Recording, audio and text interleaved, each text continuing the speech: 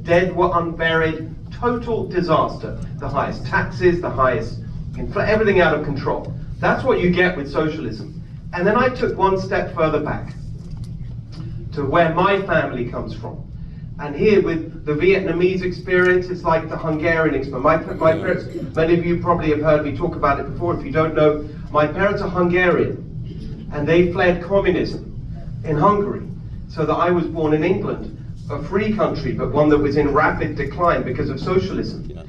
So I've seen this movie before, this far left socialism. I see it today in California, I saw it in 1970s England, and I saw it back in communist Hungary, where they did have government-owned grocery stores, and you did have to line up for hours, and you had to go from one, get your little ticket from the bureaucrats running their shop and go to another place and another place. It crushes people. It crushes the soul of a society and a country. Socialism doesn't work. It crushes the life out of business, people, families. It doesn't work. It doesn't work in California. It didn't work in England. It didn't work in communist Hungary. And I am here to tell you that I didn't make that journey from communist Hungary, socialist England, here to California, which should be the land of freedom. I didn't make that journey with my family to sit back and let it happen. No, we're going to fight back and turn it around and make this state what it should be. We're going to make this state what it should be. This beautiful state should be the ultimate expression of everything that is amazing and positive about America. It should be the very heart of freedom, not just in America, but for the world, an inspiration. That's California. You may have heard me say this many times before. California means to America, means to the world. A shining, everything that's great about our amazing nation. Energy and ambition and enterprise and opportunity and startup hustle and the rebel spirit. That's what we're all about in California. That's why we're going to throw off the shackles of this insane, bloated, bossy, nanny state bureaucracy telling us what to do, how to live, how to raise our kids, what car to drive, what stove to use to cook our food. No, that is not California. That's North Korea. We're not accepting it here. We're going to get rid of it. We're going to get rid of it. We're going to restore freedom. We're going to restore freedom for every family, every business. We are going to make California truly golden again. That's why I'm running for governor. We're going to do it, but I can't do it for you. I can only do it with you. That's why I'm so happy to see you all here. This is going to be a movement, exactly as Jane was saying. We're going to work together. We're going to beat these people who've taken the most amazing, the most beautiful state in the entire country and ruined it on every single measure. But the good news is, it is not a natural disaster that caused this in California. It's a man-made disaster, more precisely a Democrat-made disaster. So we're going to beat these Democrats. And the last thing I'm going to say, how are we going to do it? What can I do when I am elected the next governor of California? Here's what we're going to do. When people tell you there aren't enough Republican votes in California for a Republican to win, it is simply not true. Remember these numbers, because the tide is turning in California. The tide is turning. We saw it last November. 10 counties flipped from blue to red. We saw it right here in the Bay Area, in Oakland, kicking out the mayor, kicking out the DA, Alameda County, kicking out the mayor of San Francisco, down in Los Angeles. The far left, Soros-backed, pro-crime, insanity, George Gascon, gone. That's what's going on in California. The tide is turning.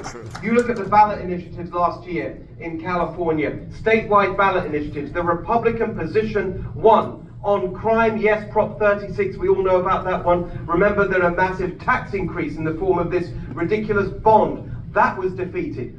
Increase in rent in the minimum wage, that was defeated. Rent control, defeated. California voted Republican last year and didn't even realize it. The tide is turning, I'm telling you. You look what happened in Huntington Beach, where I launched my campaign just over 4 years ago. The city council, largest city in Orange County. Just over 4 years ago, 6-1 Democrat. Now, 7-0 Republican. 6-1 Democrat and 7-0 Republican in 4 years.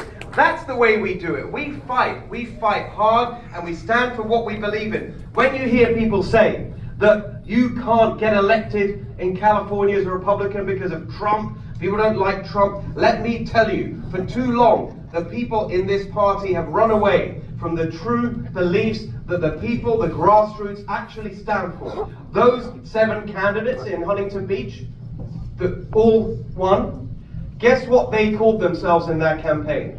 The Magnificent Seven. We're gonna have a famous victory when we throw off the shackles of this ridiculous regime. It's going to be, remember that there was that show, The Next Revolution, on Fox News? Yes. The next revolution is going to be the California Revolution. All right. And it's going to happen next year. And here is the heart of the matter. Next year is a midterm election. That means there is going to be a lower turnout. There always is. But we're going to make sure that there's a higher turnout on our side, and that is how we win. Here are the numbers. If you look at the projection for how many people will vote in our elections next year, you take the average of the last 2 midterm elections, 2018 and 2022. If you do the math, you get a number of 11.8 million total votes next year is the estimate. So to win, I will need 5.9 million. Just to get, let's not be greedy, just over half. 5.9 million votes. That's the target. That's the number of votes I need to put me over the top. Guess how many votes President Trump got in California last year? 6.1 million. If we turn out every Trump voter next year, I will be the next governor of California with 200,000 votes to spare. That's how we're going to do it. And when people say, well, what can you even get done? What can you even get done, Steve, because they've got the supermajority in the legislature, you can't get anything done. Not true. I'll tell you what I can get done. Number one, as the governor, you run the executive branch. You control all these ridiculous, insane agencies making life a misery for every family and business in California. CARB, the Air Resources Board. That's where you want to know why we have such high gas prices? Gas prices are high because of CARB. Next week going up again because of CARB. Well, guess what? I appoint a majority of the board members on the voting members of CARB. So I'm telling you right now, the day I'm the governor, those far left climate extremists on CARB pushing up the price of everything, including gas prices, they are gone. And I'm going to put in there common sense people. And we're going to get rid of the lunacy that's making everything so expensive for every family and business in California, especially on gas prices. We're going to repeal the low carbon fuel standard. We're going to end the slush fund of the cap and trade scheme where we're heading with Gavin Newsom and the Democrats. My pledge to you and every Californian, $3 gas. That's what we're going to get. And that is just one example of what you can do as the governor. You appoint people to these agencies up and down. I was just in the Central Valley yesterday, the State Water Resources Control. Foreign oil, when we have beautiful oil that can fuel our economy right here in California. Yes. That's going to end. Yes. I'm going to take those people who are crushing our oil and gas industry in Kern County and elsewhere in the state. We're going to get rid of them. We're going to appoint people who are pro-energy, pro-California energy. And I can tell you now, I've spoken to the industry, double oil production in California every 2 years. That's what we can get done. So don't think that when people say there's nothing you can do, but that's just the beginning, appointing people to this ridiculous, sprawling, nanny state bureaucracy. And I can tell you right now, we have thousands of bills coming out of Sacramento, each one of them adding to the ridiculous burdens on every family and every business. I will veto every single bill that doesn't actively make life easier for families and businesses in California. I relish the prospect.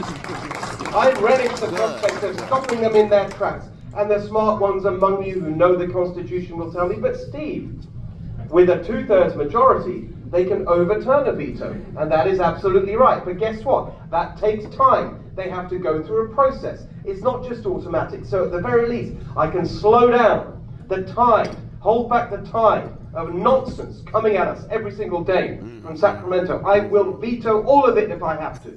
That's the second thing I can do. Number 3, you appoint judges. Look how powerful that has been for President Trump at the federal level. You appoint the judges, and I will appoint common sense judges who will uphold the law rather than push ideological extremism. And then the final thing that I will get of being the governor, the Constitution. But guess what that means? As part of my duty as California governor, I will look at every single law that these far-left extremist Democrats have passed and ask, is it constitutional? If it violates the California Constitution, then I will file lawsuits to overturn it and get it done. And here's an example. The absolute outrageousness of the law that allows biological men to participate in girls' sports.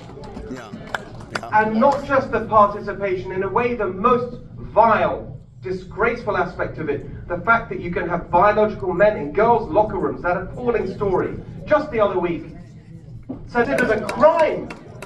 And now it's the law. Well, that law will not stand. It's called AB 1266. It was passed in 2013. I have taken the highest level legal advice, and I can tell you now that that law, that disgraceful law, violates the California Constitution in two ways. Section 28, which guarantees children safe schools. Section 31, which bans gender discrimination. What is this if it's not discrimination?